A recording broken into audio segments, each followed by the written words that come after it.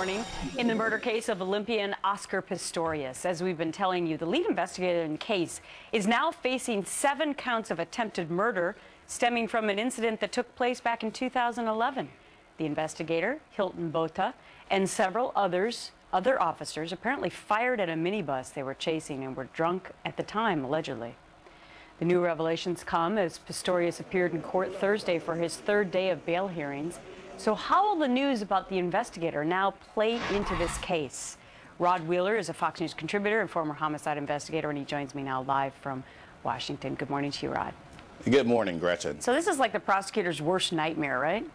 It is. You know, there's 2 things that's very important in a homicide trial. And obviously, we're just in the bail stage here, but the prosecutor has to know that his main key witness doesn't have any issues that's going to come up. Now, excuse me, the issue that's going to come up here is the issue of credibility.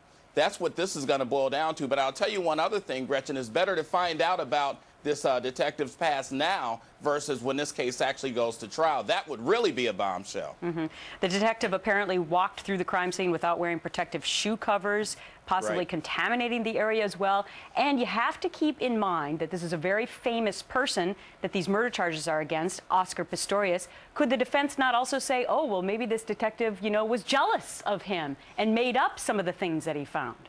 Well, why wouldn't the defense say that? The defense is going to say anything that they possibly can, and I'll tell you, they're going to do a lot more digging pertaining to this particular detective and any other detectives that was on the scene, because remember, it's their responsibility to paint a picture of Pistorious as being the innocent guy here, or at least the individual that was trying to protect himself, whereby it's the prosecution's responsibility to show just contrary to that. So we can expect to hear all of that come up, Gretchen. And we should mention that this is a totally different kind of a process than you have in the United States, because this eventually will never go to a jury. It will just be in front of a judge. That's why you hear all of this evidence right now. So let's talk about some of that evidence, Rod. What do you make of the fact that there's going to be a big debate about the trajectory of the gunshots and whether or not Pistorious had his blades, his fake legs on or not? Is that easy to tell?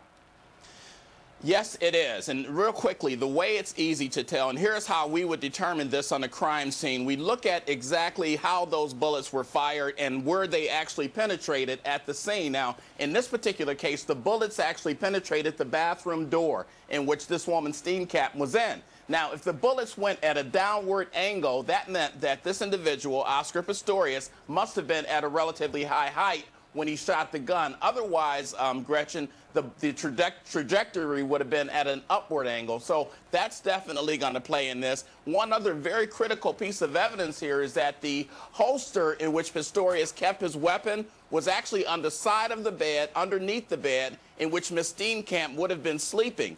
Well, if that's the case, that meant that he had to have known Miss Steenkamp was not in the bed when he went to get his weapon, because he had to reach over to that side of the bed. So that's also going to be a major piece of evidence that's going to come up in this case.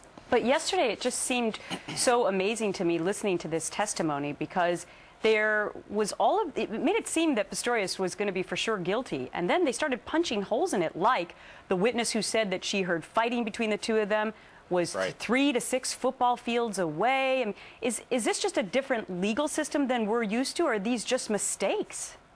No, I don't think it's that much different, Gretchen. I think it's very similar, and you have to anticipate that this is, like I said, the defense responsibility. They have to try to poke holes in all the evidence and the witnesses' testimony, and they're going to continue to do that. But again, if the detective and the prosecution strictly stick to the facts and just testify to the facts that they found, they should prevail in this case. But again, keep in mind now, Gretchen, this is only the bail hearing.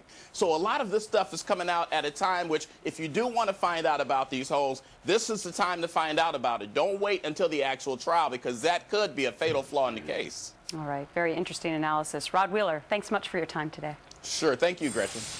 Coming up.